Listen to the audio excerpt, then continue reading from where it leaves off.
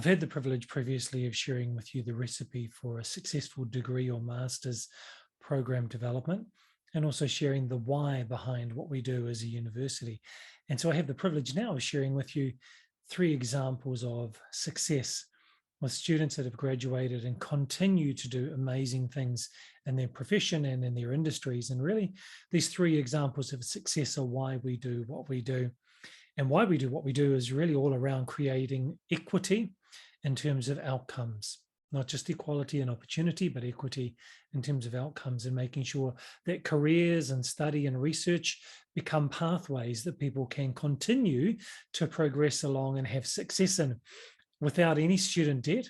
with reduced time and cost involved in achieving the qualifications that they actually want.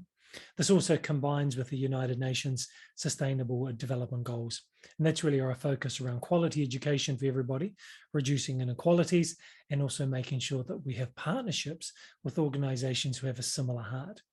So the first of our 3 examples I'd love to share with you is Saritha, an incredible woman who is a senior fire assessor, very experienced in safety, and runs a training firm in South Africa. We were able to recognize her industry experience, which was really deep, the certifications that she has gained over the period of time in her profession, and her current competency in the role and roles that she holds. So we were able to recognize that and give her some credit so that she could focus on her thesis and completing the gaps in her study requirements. Her thesis was a really great work that enabled her to do a number of things going forward in her profession. One of them is that recently she was named the very first woman president of the Institute of Fire Engineers in South Africa. That's a huge achievement, and it really recognizes her skills, her commitment to the profession, and her ability to take the organization forward into the future. So really, she's carving the way in innovation and creating international qualification pathways and creating career pathways and opportunities for fire safety and risk officers in South Africa. And we're delighted that UARD had an opportunity to take a small part, play a small role in her success today and her success in the future. Additionally, Stewart, an experienced educator in Nepal, had a degree outside of education and had the opportunity to do a full master's with us, go through all of our courses and spend time with me and with other educators and innovators from around the world in the area of education. For his master's thesis, he focused on educational technology and how educational technology could remove some of the barriers to learning, particularly during the time of COVID-19. But that's not all, because Stewart, being a future-focused professional, was also thinking while he was doing his research, data gathering, his analysis and his synthesis with the literature, was to think, how can I reduce inequalities right now and increase access to education, but also in the future, when teachers go back into the classroom, how can they use not only the technology, but the strategies that are proving successful now in distance education actually in the classroom? So his conclusion is packed with action-orientated steps for success that educators and educational leaders can put into practice day to day going forward and into the future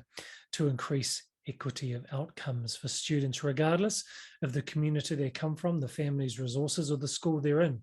These strategies can be put in place, and this aligns so closely with our goals as an organization. So an incredible man in education, Stewart, wonderful woman in fire safety in South Africa, Saritha. And finally, our 3rd example of success is a legend, Tony from the United Kingdom, senior fire assessor, previously a firefighter, hugely experienced. Now, he noticed in his period of time in the industry that there was a problem with pollution. When fire engines go and put a fire out, that water would run off and go into the waterways. It could go into drains, which might go down to the seas, could also go to lakes, and could flow into creeks and rivers that are close by the fire situation. Now, that's not good when it's a residential situation, but when it's a commercial property that's on fire, a factory, there could be chemicals or toxins that are flowing over the ground, and that pollution seeps into the groundwater and also into the waterways around that environment. And this is due to the lack of regulation and lack of training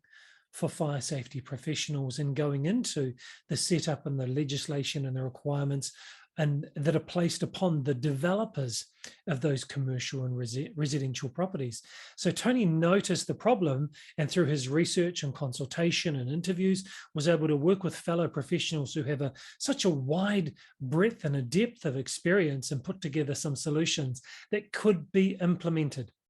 Now, his findings really developed a plan of action for training and for regulations in the fire safety industry before a fire actually happens. The outcome is an incredible thesis being published in the International Fire Safety Managers Journal. Now, their institution is called the Institute of Fire Safety Managers, or known as IFSM. So submitting his thesis for publication to the journal and also presenting at some of the IFSM's technical meetings is an opportunity that Tony now has with his findings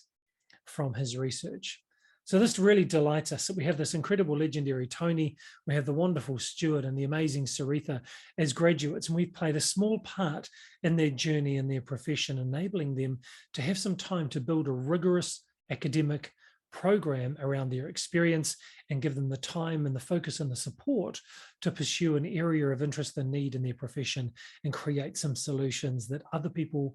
can use, whether it's in fire safety in South Africa, whether it's in fire safety in the UK, whether it's in education and educational leadership in Nepal. 3 very different countries, 3 very different people with different professional backgrounds, but both or 3 of them very passionate about making a difference. And we got to play a small part in their career and then in their progress. And this is really part of our recipe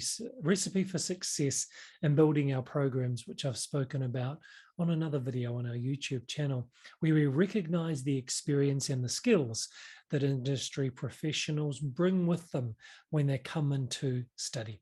We can help them focus on areas of real need and interest and provide solutions for other professionals, and to really engage with expert faculty. For example, Todd DeVoe, who's the Region 9 President of the International Association of Emergency Managers, being able to interact with fellow professionals around the world and help them see things from a global perspective.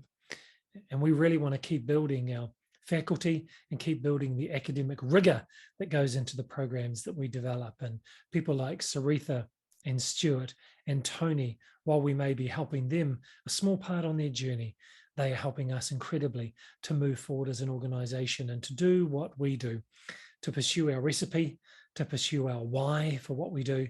and to help these incredible professionals as they help us so much more than we help them, as we get to learn with them along their professional journey.